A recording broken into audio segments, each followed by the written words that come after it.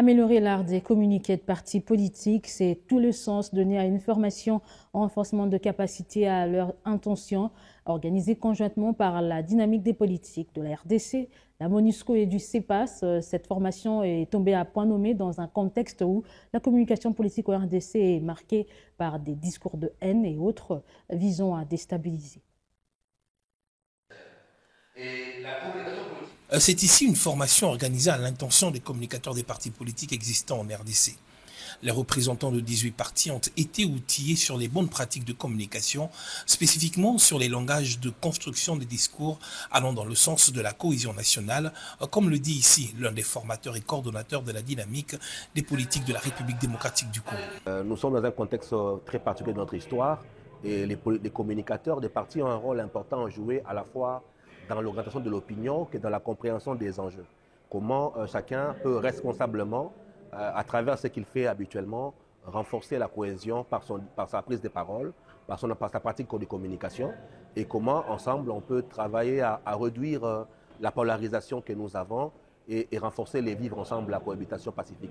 Cette formation tombe à point nommé dans un contexte où la communication politique en RDC est marquée notamment par les discours de haine, d'attaques personnelles, loin ainsi de favoriser et de créer un climat de sérénité.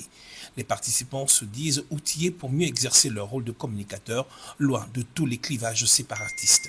Il y a pour la plupart des temps des personnes qui communiquent en désinformant, des personnes qui communiquent en allant dans des débats d'individus, alors que nous devons communiquer des valeurs idéologiques de nos partis respectifs pour la cohésion nationale. Et moi, je pense que cela ne demande pas assez que nous soyons de la majorité de l'opposition, mais c'est un devoir de tous de pouvoir rendre propre le secteur de la communication. Nous constatons qu'il y a tellement de déviations dans des communications sur les réseaux et sur les médias.